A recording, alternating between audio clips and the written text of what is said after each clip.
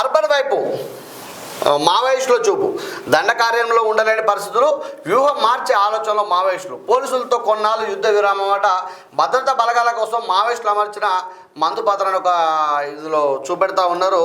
అయితే 2026 మార్చి నాటికి ఈ దండకార్యంలో ప్రభుత్వ నిషేధిత మావోయిస్టులను అంతం చేస్తామని కేంద్ర హోంమంత్రి అమిత్ షా పదే చెబుతున్నట్లుగానే మావోయిస్టుల కంచుకోట అయిన ఆ సీజీ అబుజుమాడ్ ప్రాంతంలోని భద్రతా బలగాలు అడుగుపెట్టడంతో అరణ్యంలో అన్నులతో జవాన్ల యుద్ధం తుది దశకు చేరుకుందని తేటతెల్లమవుతుంది. అయితే 2026 మార్చి వరకు కూడా ఈ నక్సలిజాన్ని పూర్తిగా అణచివేస్తాం, తీసివేస్తామని చెప్పి అమిత్ షా గారు ప్రకటిస్తూ ఉన్న సందర్భంలో భద్రతా బలగాలతోని దళాలు పూర్తిగా కొట్లాడుతూ ఉంటే ఇప్పటివరకు చాలా మట్టుకు కూడా వారు యుద్ధంలో రోజుకు ఒక వార్త వస్తుంది.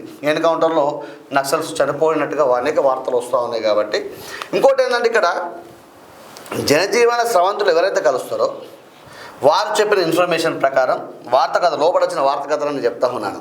వారు చెప్పిన ఇన్ఫర్మేషన్ ప్రకారమే ఇది జరుగుతూ ఉందని వాళ్ళు కొంతవరకు భావిస్తూ ఉన్నట్టు వార్త కథలో వస్తూ ఉంది. అలాగే ఇంకొకటి ఏంటంటే కొన్ని రోజులు యుద్ధ విరామాన్ని ప్రకటించి యువతని రేపొద్దున ఉద్యమం వైపు అంటే ఇప్పుడు మనం తెలంగాణ ఉద్యమం చేసినాము, లేకపోతే వ్యతిరేక ఉద్యమాలు చేయడానికి అట్లా ప్రోత్సహించి తయారు చేసినట్టుగా చేసే విధంగా కొన్ని రోజులు దీనికి సెలవు ప్రకటిద్దామని చెప్పి వాళ్ళు ఆలోచిస్తూ ఉన్నారు. అయితే ఈ రోజులలో ఏది ప్రజా వ్యతిరేక దాని ఏమంటే ప్రభుత్వ వ్యతిరేక ఉద్యమాలు చేయాలంటే ఇక చాలా కష్టంతో కూడుకున్న పని కాబట్టి అది కూడా జరగకపోవచ్చని మేము భావిస్తూ ఉన్నాం. అంతే కదా. ఏది ఉన్నా కూడా ఇప్పుడు ఎవరైతే నక్సల్స్ ఉన్నారో మావోయిస్టులు ఉన్నారో మీరు కూడా మీకు ఒక కుటుంబం ఉంటుంది. అంతే కదా, కుటుంబం ఉంటుంది. ఇప్పుడు ఇక్కడ ఈ యుద్ధం లాంటిది, ఇది ఒక చిన్నపాటి యుద్ధం లాంటిది.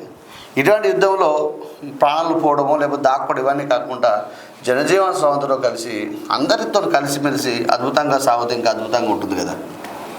ఇప్పుడు ఇంకోటి ఏంటంటే పోలీసు వారు కూడా ఇప్పుడు కలిసిన వాళ్ళకు కూడా దాని ఏమంటారు బతుకు తెరువు కోసమా వారికి కూడా అవకాశాలు కూడా సృష్టిస్తూ ఉన్నారు, వారికి కూడా అవకాశాలు కల్పిస్తూ ఉన్నారు. కాబట్టి ఇవన్నిటికంటే అది గొప్పగా ఉంటుందని మేము భావిస్తూ ఉన్నాం కదా.